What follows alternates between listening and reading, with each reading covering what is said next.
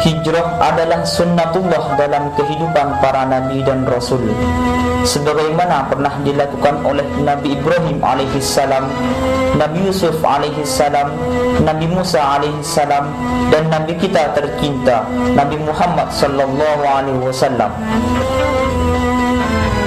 Dengan berhijrah, mereka bisa menegakkan agama Allah. Dengan berhijrah, pengikut setia mereka bebas dari sistem jahiliyah. Dengan berhijrah, mereka menemukan sebuah oase dalam kegersangan dakwah. Allah menjadikan hijrah sebagai salah satu pilar utama agama Islam. Dengan sejarah perjuangan baginda Nabi, hijrah merupakan peristiwa yang sangat penting bagi keberlangsungan syariat ilahi. Tak heran bila Sayyidina Umar bin Khattab menetapkan peristiwa bersejarah ini sebagai awal perhitungan tahun dalam agama Islam, yang hingga saat ini lebih dikenal dengan sebutan tahun Hijriah. 1435 tahun sudah peristiwa agung itu berlalu. Namun perlu kita ingat bahwa di dalam sulitnya proses hijrah ada salah satu sahabat yang sangat berperan besar dalam suksesi hijrah Nabi. Dan sahabat ini yang akan menjadi tokoh utama pada drama malam hari ini. Siapakah dia gerangan? Sosok perkasa yang tak gentar menghadapi puluhan pemuda Quraisy. Sosok teladan yang diibaratkan sebagai pintu gerbang kota ilmu. Sosok zuhud yang menganggap dunia tak ubahnya bangkai. Sosok mulia yang dijanjikan surga oleh Rasulullah ketika masih hidup di dunia. Ya, dialah Sayyidina Ali bin Abi Thalib, sepupu Rasulullah sallallahu alaihi wasallam. Sahabat mulia yang sangat teguh memperjuangkan ajaran Rasulullah, meski nyawa harus menjadi taruhannya. Semasa kecil, ibunda Sayyidina Ali memberinya nama Asad, yang memiliki arti singa. Ibunya ingin Sayyidina Ali menjadi seorang pemberani laksana seekor singa. Harapan itu pun terkabul, karena Sayyidina Ali tumbuh menjadi sosok pemberani laksana singa. Beliau berlaga di semua peperangan, kecuali dalam perang Tabuk pada tahun 9 Hijriah. Bukan karena keberaniannya yang sirna, namun karena beliau harus merawat istri tercinta yang terbaring sakit, yaitu Sayyidah Fatimah Zahra, putri Rasulullah sallallahu alaihi wasallam. Dalam peperangan, beliau kerap kali dipilih menjadi pembawa panji Islam oleh Rasulullah. Sebuah risiko yang amat besar, karena harus berada di barisan terdepan, mencari celah menerobos pertahanan lawan. Bagaimanakah kisah Sayyidina Ali dalam mensukseskan hijrah Rasulullah sallallahu alaihi wasallam ke Madinah Al-Munawwarah versi Ahlus Sunnah wal Jamaah? Inilah persembahan dari kami, peserta IMNI Madrasah Diniyah Salafiyah Al-Ma'arif, periode 1434-1435 Hijriah, drama Islami Sayyidina Ali bin Abi Thalib. Selamat menyaksikan.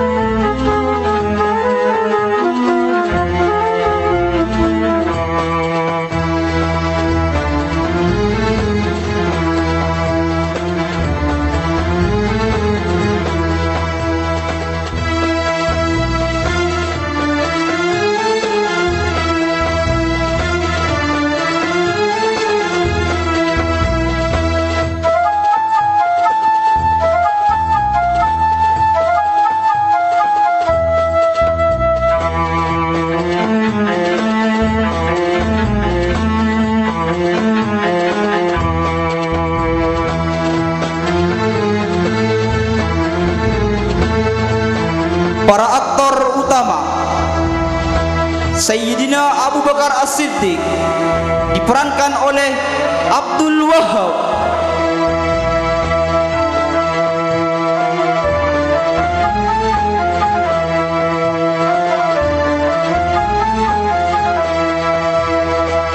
Sayyidina Umar bin Khattab diperankan oleh Solihin Sabat.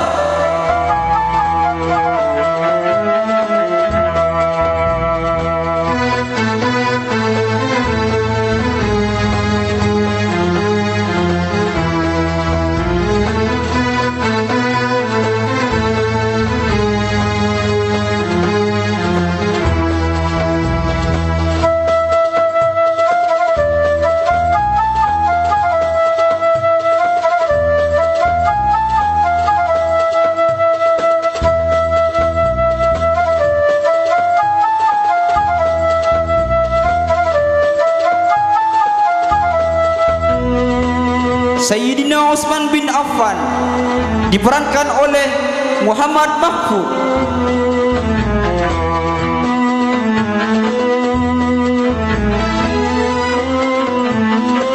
Mulyadi sebagai Abu Jahal.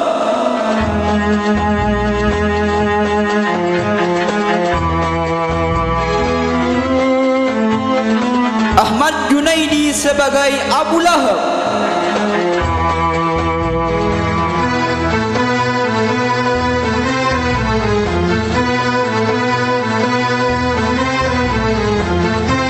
Abdul Razak sebagai Abu Sufyan.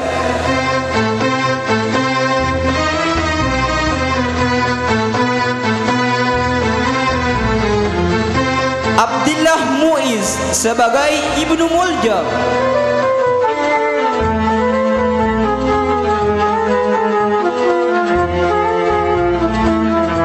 Supriyadiansyah sebagai Wardan.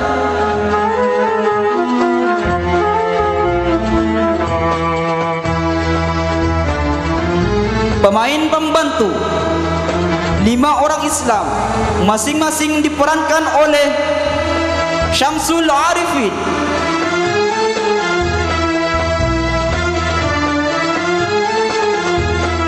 Abdus Somad,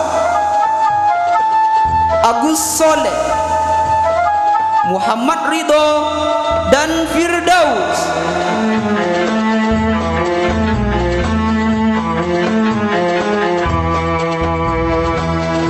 Ahmad Faiz sebagai Al-Gojo.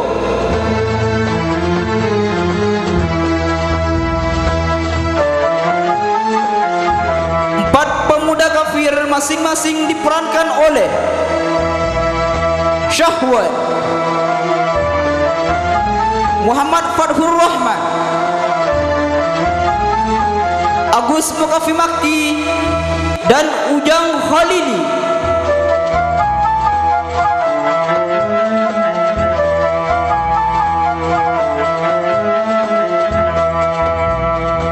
Pelayan diperankan oleh Syarif,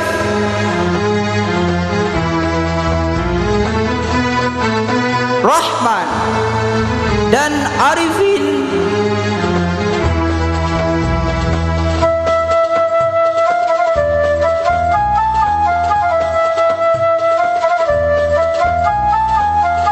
Empat penduduk Mekah masing-masing diperankan oleh Husin Hasani,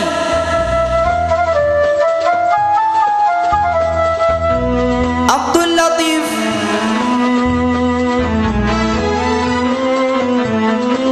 Muhammad Didin, dan Henry Gunawan.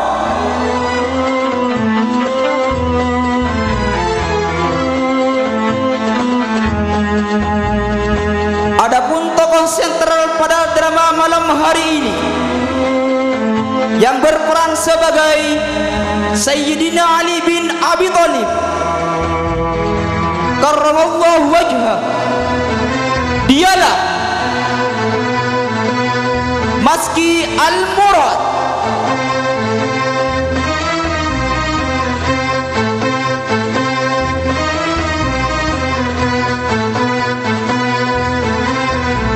Ustadz Muhammad Muhsin Bahri sebagai sutradara.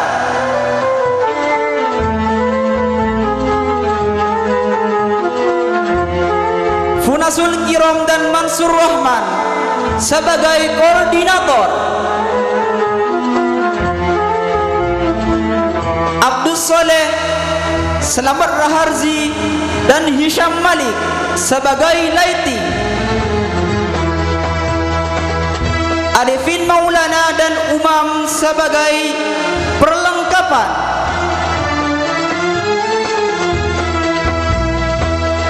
Rafael Ponti sebagai pembaca narasi,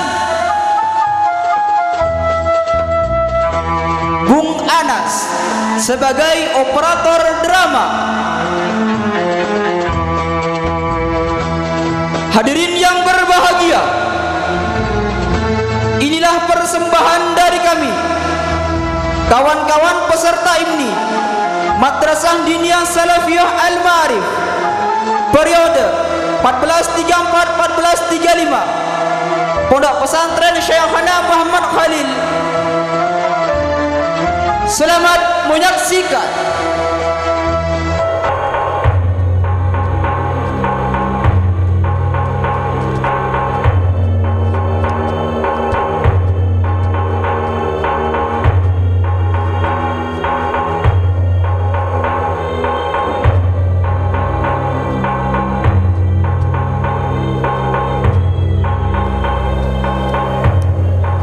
Aku tidak habis pikir, semakin sering kita menyiksa orang yang masuk agama Muhammad, ternyata semakin banyak orang-orang kita yang malah ikut agama baru itu. Ajal ya Abu Lahab, padahal kita sudah membunuh mereka. Kita sudah sering menimpakan mereka siksaan yang amat perih dan pedih, tapi semua itu tidak berhasil membuat mereka jerah. Justru mereka semakin kuat keyakinannya terhadap agama yang dibawa tukang sihir itu. Entah sihir apa yang dipakai Muhammad sehingga dia bisa mempengaruhi orang-orang kita. Ini tidak bisa dibiarkan. Ini akan sangat berbahaya bagi keberlangsungan agama kita. Selain itu, ini akan merusak reputasi kita sebagai tokoh Quraisy. Benar ya Abu Sufyan. Tidakkah kau lihat Bilal bin Rabah, si budak hitam itu? Setelah bersama Muhammad, budak itu diperlakukan sama dengan orang-orang terpandang seperti Abu Bakar. Lantas, bagaimana caranya kita bisa menghentikan Muhammad?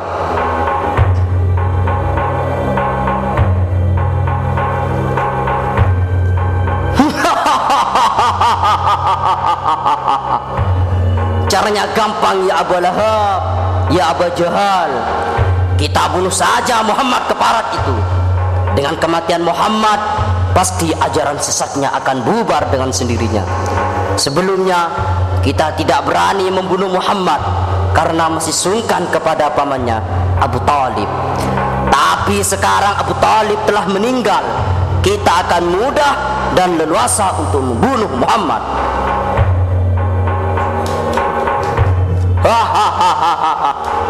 Ya benar, kamu memang pintar ya Abu Sufyan.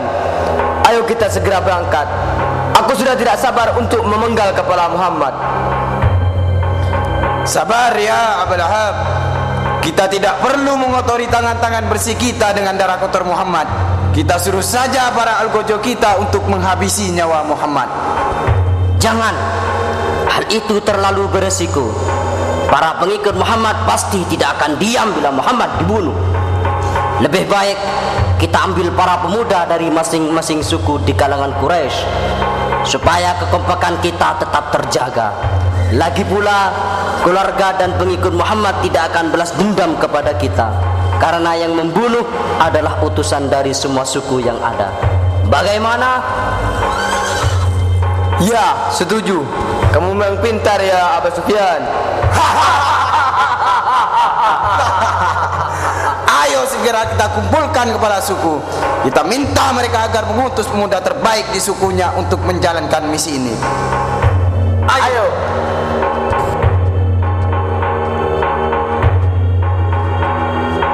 Abu Lahab dan Abu Sufyan telah berhasil menemukan cara busuk untuk menghancurkan agama yang dibawa Rasulullah SAW. mereka mengumpulkan semua kepala suku dari suku-suku yang ada di Mekah, lalu meminta mereka agar mengirimkan seorang pemuda terkuat dari sukunya. Tujuannya pun hanya satu, yaitu membunuh Rasulullah Muhammad sallallahu alaihi wasallam. Akhirnya pemuda-pemuda yang telah ditunjuk untuk melakukan misi dari Abu Jahal beserta dedengkotnya sepakat untuk mengadakan pertemuan rahasia. Mereka akan membicarakan bagaimana sketsa pembunuhan terhadap Rasulullah sallallahu alaihi wasallam. Bagaimanakah kisah selanjutnya? Marilah kita saksikan bersama.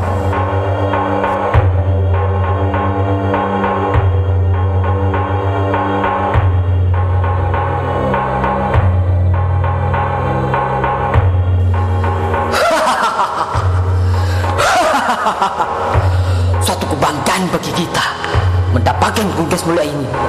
Aku sudah tidak sabar ingin segera menghabisi Muhammad. Ya, demi Lata, demi Uzza, demi Manat, aku sudah sangat muak dengan Muhammad si kafir itu. Tanganku juga sudah gatal ingin segera mencincang tubuh Muhammad. Tunggu apa lagi? Ayo kita segera berangkat untuk membantainya.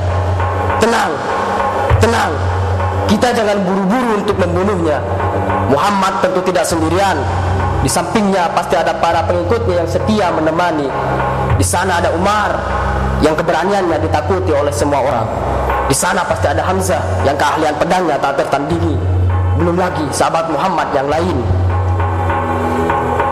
Benar juga, bukannya berhasil membunuh Muhammad, justru kita yang akan mati konyol menghadapi mereka. Ya, benar. Sebaiknya kita atur strategi terlebih dahulu sebelum mendatangi Muhammad. Begini, kita datangi saja rumah Muhammad pada waktu malam, di saat Muhammad sudah tertidur lelap. Dengan seperti itu, kita akan lebih mudah untuk membunuhnya. Tapi, bagaimana seandainya Muhammad tidak berada di rumahnya? Kita jangan langsung ke sana bersamaan, tapi salah satu dari kita ada yang memeriksa terlebih dahulu apakah Muhammad ada di rumah atau tidak. Jadi, malam apa kita akan mendatangi Muhammad? Kita datangi dia besok malam saja. Untuk nanti malam kita gunakan untuk bersenang-senang dulu. Kaif ita'atna.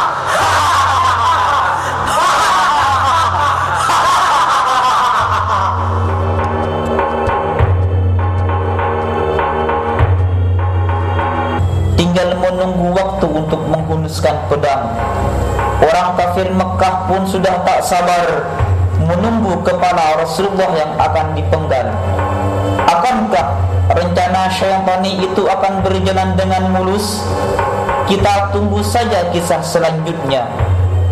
Namun sebelumnya, dari tempat yang berbeda, Sayyidina Abu Bakar bersama sahabat-sahabat senior yang lain telah berkumpul guna membahas sesuatu yang sangat penting, yaitu hijrahnya Rasulullah SAW ke Yathrib. Hal ini tak lain adalah upaya antisipasi para sahabat akan mara bahaya yang selalu mengintai baginda Rasul. Bagaimanakah kisah selengkapnya? Marilah kita saksikan bersama.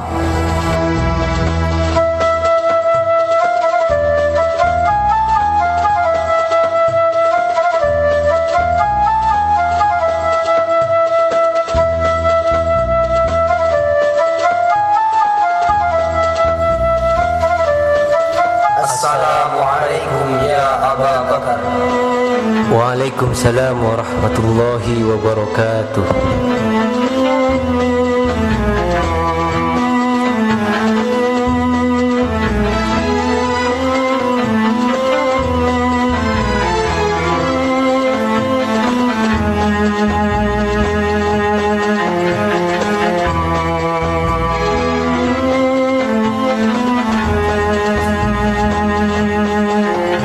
Para sahabatku, kita harus bersyukur kepada Allah Subhanahu wa ta'ala Karena semakin banyak orang-orang Mekah yang mendapatkan hidayah dari Allah, mereka mengikuti ajakan Rasulullah dengan penuh keikhlasan dan kesabaran. Karena dengan masuk Islam, mereka akan mendapatkan banyak penyiksaan dari pemuka-pemuka Quraisy. Naam ya Abu Bakar, namun kita harus tetap waspada, karena bagaimanapun juga tokoh-tokoh Quraisy tidak akan tinggal diam melihat perkembangan agama Islam yang sangat pesat. Mereka pasti akan semakin tega menyiksa orang-orang Islam lemah yang tidak memiliki pelindung. Ya Abu Bakar, kita jangan diam saja menyaksikan saudara-saudara kita disiksa. Kita harus mencegah mereka. Kalau dibiarkan, mereka akan semakin menjadi-jadi. Aku siap sendirian menghadapi mereka. Aku siap membunuh Abu Jahal, Abu Lahab, Abu Sufyan, dan para dedengkotnya itu. Sabar saudaraku Umar. Aku tahu kehebatanmu yang ditakuti seluruh orang Arab. Tapi Islam adalah agama damai. Kita tidak boleh menggunakan cara kekerasan kecuali ada perintah dari Allah dan Rasulullah. Sedangkan untuk saat ini, kita umat Islam belum diizinkan untuk menggunakan cara kekerasan. Astaghfirullahaladzim, astaghfirullahaladzim, astaghfirullahaladzim. Afwan ya Abu Bakar. La ba'sa alaik, la ba'sa alaik ya Ibn al-Khattab. Tidak apa-apa saudaraku. Mari, sebaiknya kita bahas rencana hijrah ke Yasrib. Sepertinya Rasulullah ingin hijrah ini dipercepat, mengingat orang-orang Islam sudah sangat tertindas. Sahih ya Utsman. Selain itu, kita sudah mendapatkan dukungan dari Bani Khazraj dan Bani Aus di Yathrib. Mereka sudah berbaiat pada Rasulullah. Selain itu, mereka juga berjanji bahwa mereka akan menerima Rasulullah dan para sahabatnya.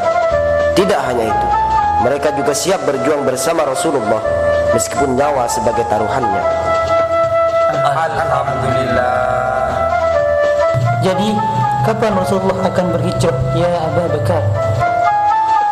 Beliau akan hijrah besok malam bersamaku. Sedangkan kalian, Rasulullah meminta agar kalian hijrah terlebih dahulu bersama orang-orang Islam. Kasihan mereka, sudah terlalu banyak kepedihan yang mereka rasakan. Dengan berhijrah, semoga saja mereka bisa mendapatkan ketenangan dalam memeluk agama Islam. Kecuali engkau ya Ali, Rasulullah meminta agar engkau tidak hijrah terlebih dahulu. Beliau ingin engkau mengembalikan semua titipan orang Mekah yang menitipkan barangnya pada Rasulullah. Naam ya Abu Bakar, bis-sam'i wa ta'ah. Titipan apa yang engkau maksudkan, ya Abu Bakar?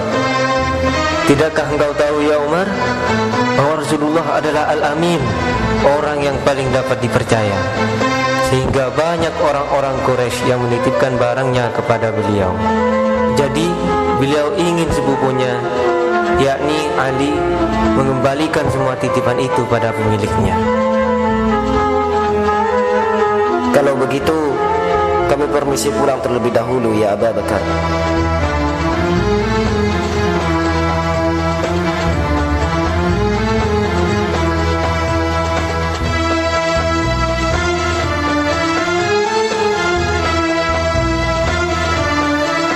Tunggu sebentar ya Ali.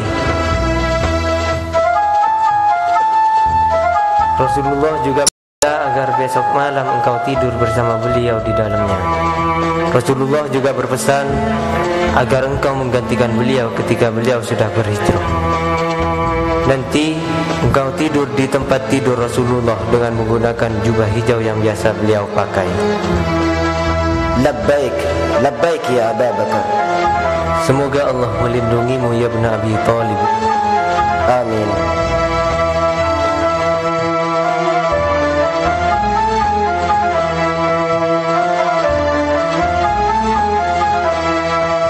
Cakrawala telah menghamparkan selimut hitamnya. Onta-onta pun telah digiring ke perteduhannya. Para pemuda kufar yang bertugas membunuh Rasulullah sedang terlena dengan kesenangan dunia. Mereka sedang menikmati arak yang sudah menjadi tradisi jahili. Mereka tak sadar bahwa umat Islam mulai melakukan perjalanan menuju Yathrib dengan sembunyi-sembunyi. Hal ini sengaja dilakukan oleh orang Islam agar orang-orang Quraisy tidak menghalangi perjalanan mereka. Keesokan malamnya, para pemuda Quraisy telah berada di sekitar dalam Rasulullah. Mereka siap dengan pedang terhunus di tangan. Begitu pula Sayyidina Ali bin Abi Thalib yang diminta menemani Rasulullah. Beliau telah berada di sisi baginda Nabi. Sayyidina Ali dengan penuh keberanian menaati perintah Rasulullah. Beliau tidur di tempat tidur Rasulullah, sekaligus memakai jubah yang biasa dipakai Rasulullah. Bagaimanakah kisah selengkapnya? Marilah kita saksikan bersama.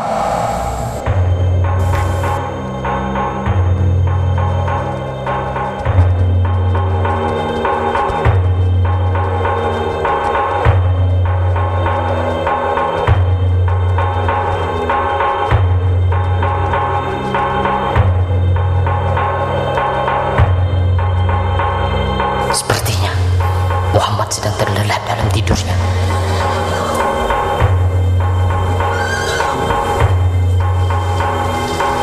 Bagaimana? Apakah Muhammad ada di rumahnya? Ayo, dia sedang tidur dengan memakai selimut. Tamat riwayatmu sekarang, Muhammad. Ayo, kita segera membunuh orang yang telah menistakan agama nenek moyang kita itu. Tanganku sudah gatal untuk mencincang tubuhnya. Tunggu, jangan gegabah. Kita kepung saja dulu rumahnya agar dia tidak bisa melarikan diri. Bila keadaannya sudah aman, baru kita bunuh dia. Kalau begitu, kita berpencar saja. Kamu menjaga dari sebelah kanan, kamu dari sebelah kiri, kamu menjaga dari belakang, dan aku akan menjaga dari depan. Ayo, cepat berpencar. Ya, ayo.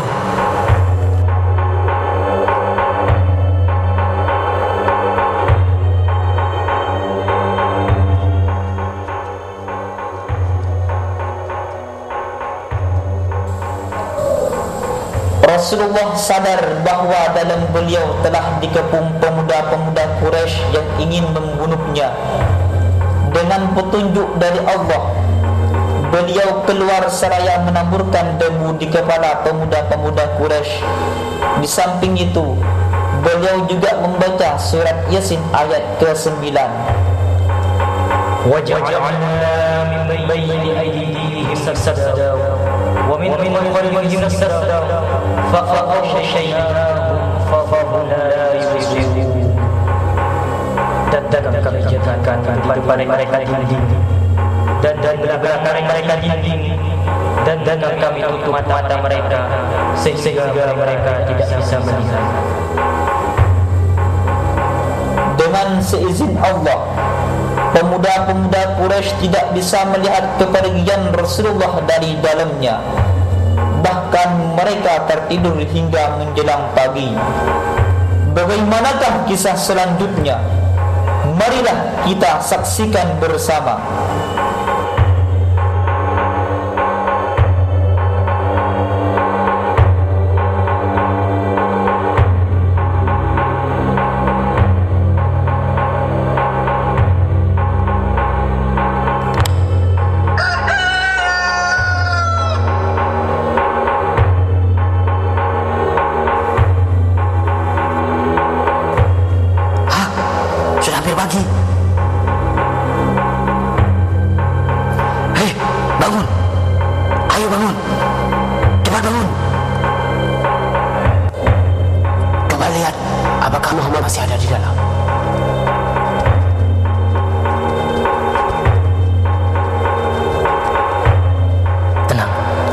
masih berada di dalam.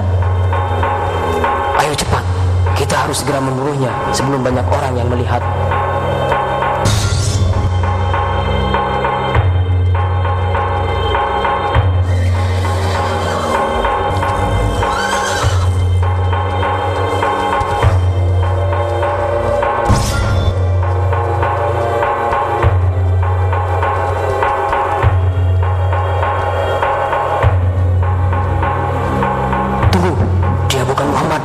ahli sepupunya. Mau apa kalian di sini? Ya Ali, di mana Muhammad? Untuk apa kalian mencarinya? Cepat katakan, di mana Muhammad? Mengapa engkau yang tidur di tempat tidurnya? Rasulullah sudah keluar. Apa katamu? Sudah keluar? Tenang, tidak ada gunanya kita melawan dia. Lagi pula kita berempat belum tentu menang melawan Ali dengan pedang Zulfikarnya. Lebih baik kita laporkan hal ini pada Abu Jahal. Ayo cepat. Ayo.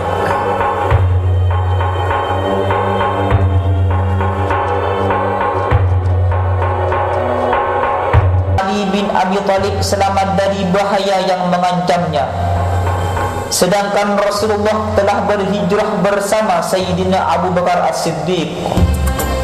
Setelah itu Sayyidina Ali menunaikan pesan dari Rasulullah, yaitu mengembalikan barang-barang titipan orang Quraisy yang dititipkan pada Rasulullah sallallahu alaihi wasallam.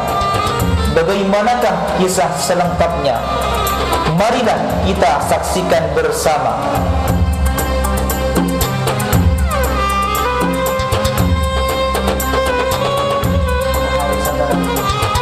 Bagaimana keadaanmu? Apakah engkau telah menyembah berhala hari ini? Sudah.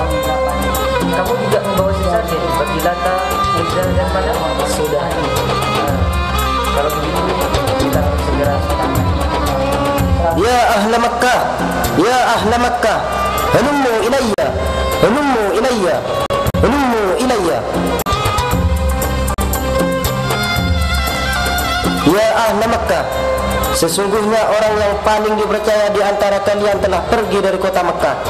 Maka barang siapa yang menitipkan barang pada beliau bisa mengambilnya kembali dariku, karena beliau telah memasrahkan padaku. Aku diminta untuk mengembalikan barang-barang ini kepada pemiliknya. Ya Ali, aku dulu menitipkan perhiasan kepada Muhammad.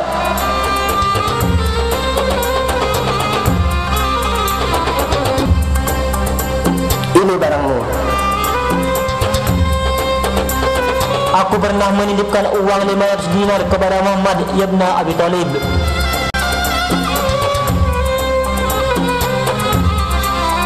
Ya, ini milikmu. Aku juga pernah menitipkan harta sebanyak 200 dirham. Ini milikmu.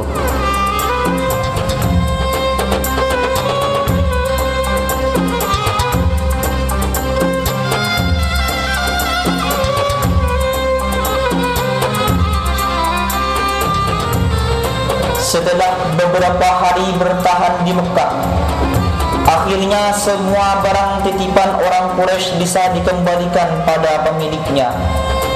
Sayyidina Ali telah melaksanakan amanah dari Rasulullah. Kini tibalah waktunya Sayyidina Ali menyusul Rasulullah dan kaum muslimin yang telah hijrah terlebih dahulu.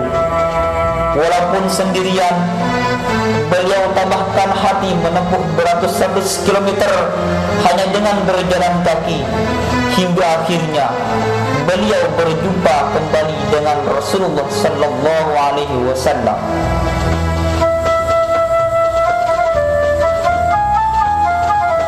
Rindu itu telah terobati, meski harus dibalas dengan kucuran darah di sekujur kaki.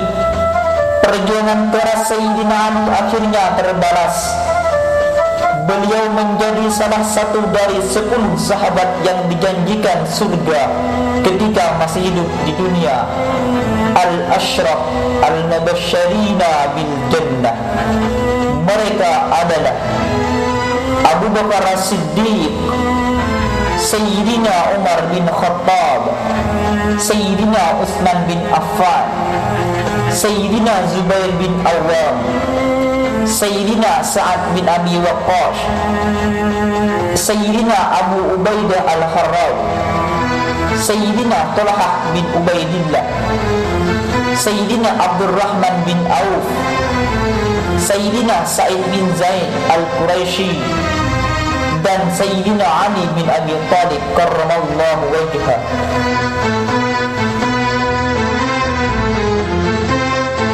perjuangan Sayyidina Ali terus berkobar bersama Rasulullah sallallahu alaihi wasallam di Madinah. Di antara salah satu perjuangan beliau yang abadi dicatat oleh sejarah adalah pertarungan beliau di medan Badar. Beliau terpilih menjadi salah satu prajurit Islam yang berduel sebelum perang Badar dimulai. Bagaimanakah kisah heroik Sayyidina Ali dalam pertarungan di perang Badar? Marilah kita saksikan bersama.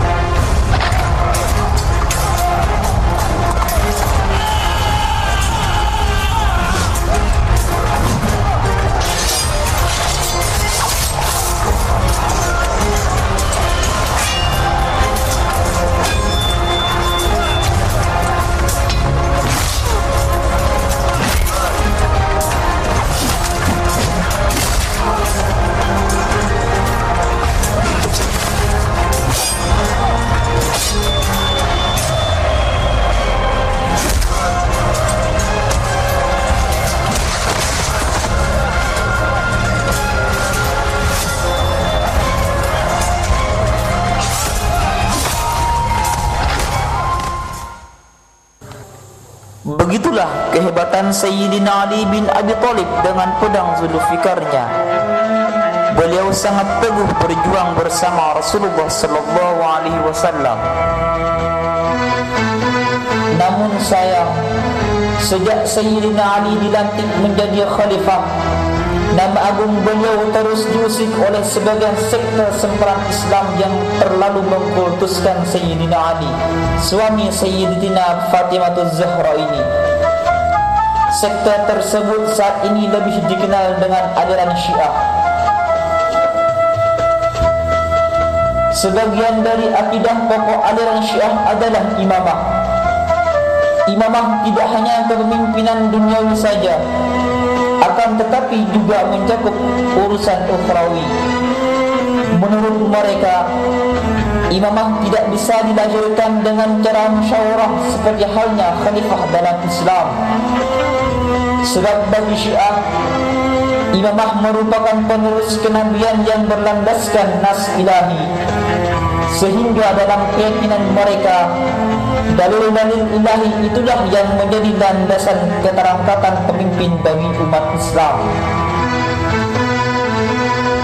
Syiah meyakini bahwa Nabi Muhammad telah menunjuk Sayyidina Ali secara langsung sebagai pengganti beliau dengan jelas dan tegas.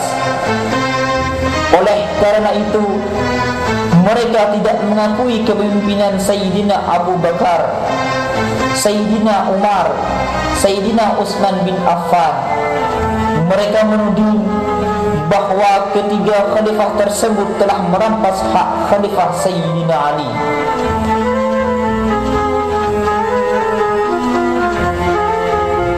bagaimanakah pandangan kita sebagai warga Nahdliyin, warga dari organisasi terbesar se-Indonesia, warga dari organisasi yang dibentuk atas arahan guru besar kita, pendiri pesantren kita, serta talang berkah dan telaga ilmu bagi kita, Syekhana Muhammad Khalil bin Abdul Latif Al-Bangkalani.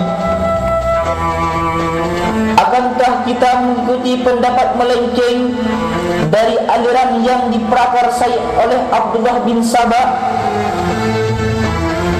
Akankah kita mengikuti pendapat oleh seorang Yahudi Madinah yang ingin menghancurkan Islam? Dan benarkah Sayyidina Ali memiliki hubungan kurang harmoni dengan ketiga khalifah sebelumnya? Tentu saja jawabannya tidak. Untuk lebih jelasnya, mari kita simak kisah Sayyidina Ali karramallahu wajhah berikut ini.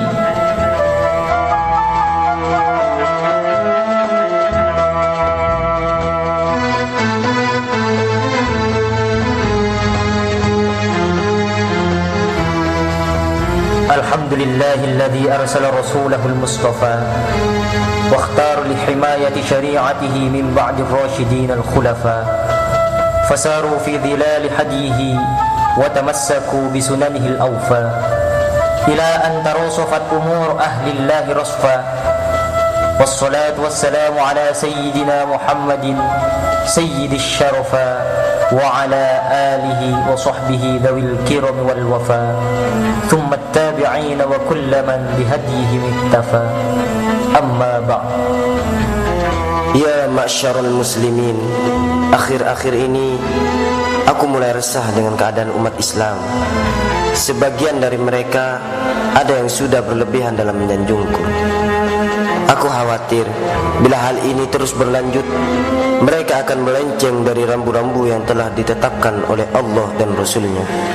Benar ya Amirul Mukminin, aku mendengar sebagian dari umat muslim beranggapan bahwa engkau sangat membenci Abu Bakar sebab Abu Bakar telah merampas hakmu sebagai pengganti Rasulullah. Apakah benar demikian? Apa? Semua itu tidak benar.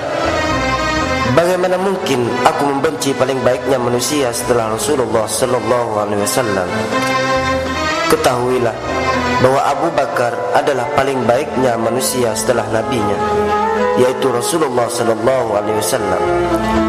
Tidak ada seorang pun yang merampas hakku sebagai khalifah, karena aku telah dibaiat oleh orang-orang yang juga membaiat sahabat Abu Bakar, sahabat Umar, dan sahabat Utsman bin Affan.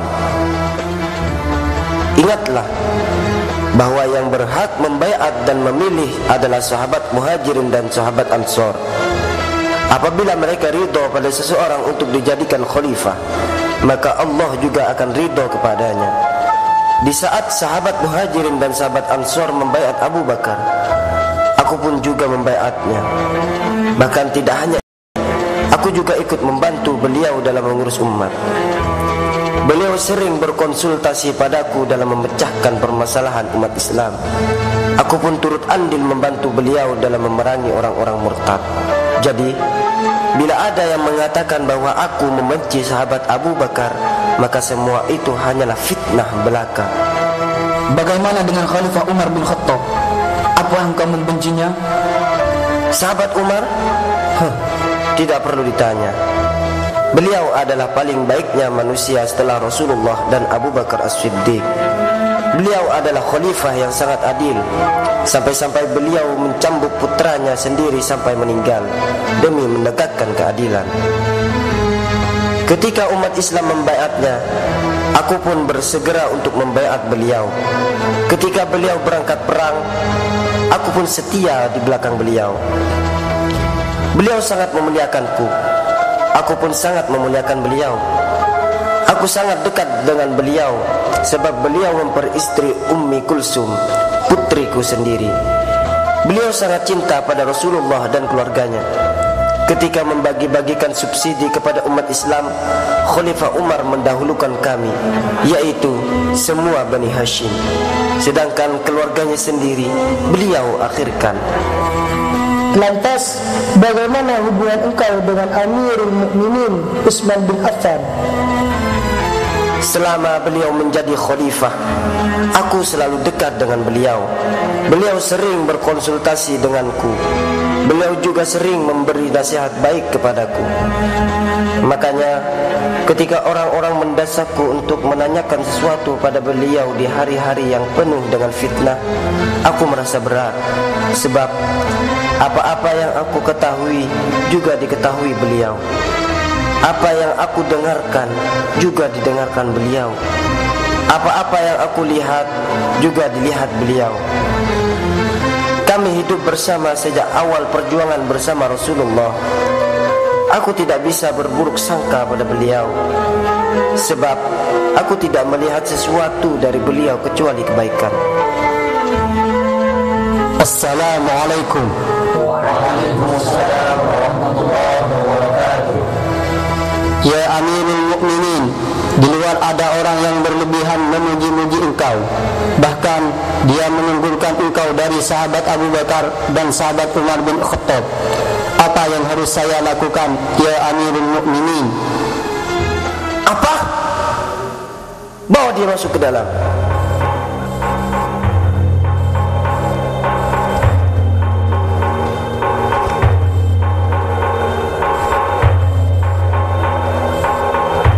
Benarkah engkau telah memujiku secara berlebihan? Engkau memang pantas untuk dipuji, ya Sayyidi. Engkau lebih mulia daripada Abu Bakar dan Umar. Al-Khujo, cambuk dia. Dan ingat, setiap ada orang yang sama dengan orang ini, maka dia juga berhak untuk dihukum cambuk. Ampun ya Sayyidi. Ampun ya Sayyidi. Ampun ya Sayyidi. Ampun ya Sayyidi. Cukup. Bawa orang ini pergi dari sini. Baik tuanku.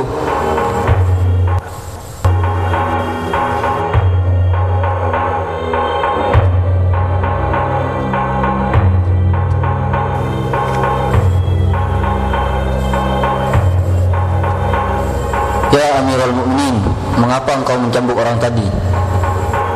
Ketahuilah bahwa orang tadi telah mengunggulkanku daripada sahabat Abu Bakar dan sahabat Umar. Padahal aku tidak demikian. Itu berarti orang tadi telah melakukan sebuah kebohongan. Jadi dia berhak mendapatkan hukuman tadi. Selain itu, bila hal seperti ini dibiarkan, aku khawatir akan merampas hak-hak sahabat Abu Bakar dan sahabat Umar. Ya Amirul Mukminin, bagaimana dengan sahabat-sahabat yang lain? Ya ma'syaral muslimin, ketahuilah bahwa semua sahabat itu adil, baik mereka yang tidak terlibat fitnah maupun yang terlibat fitnah. Kita harus berprasangka baik pada mereka. Mengapa demikian? Karena banyak dalil-dalil jelas dan tegas yang menjelaskan keadilan sahabat. Allah Subhanahu wa taala berfirman, "Wa kadzalika ja'alnakum ummatan wasatan litakunu syuhada'a 'alan nas wa yakuna ar-rasulu 'alaikum syahida." Di ayat lain Allah Subhanahu wa taala berfirman, "Kuntum khairu ummatin ukhrijat lin-nas." Di surat At-Taubah Allah Subhanahu wa taala berfirman, "Was-sabiquna al-awwaluna minal muhajirin wal ansar walladzina ittaba'uuhum bi ihsanin radhiyallahu anhum wa radu an." Semua itu adalah dalil-dalil yang menjelaskan keadilan sahabat. Belum lagi hadis-hadis dari Rasulullah sallallahu alaihi wasallam. Seperti hadis ini, Rasulullah sallallahu alaihi wasallam bersabda, "Innallaha ikhtara ashabi 'alal 'alamin siwan nabiyyin wal mursalin." Di kesempatan lain Nabi Muhammad sallallahu alaihi wasallam bersabda, "La tasubbu ashabi, la tasubbu ashabi." Janganlah kalian semua menyakiti sahabat-sahabatku. Janganlah kalian semua menyakiti sahabat-sahabatku. Sepertinya adzan telah berkumandang. Marilah kita tunaikan sholat berjemaah terlebih dahulu.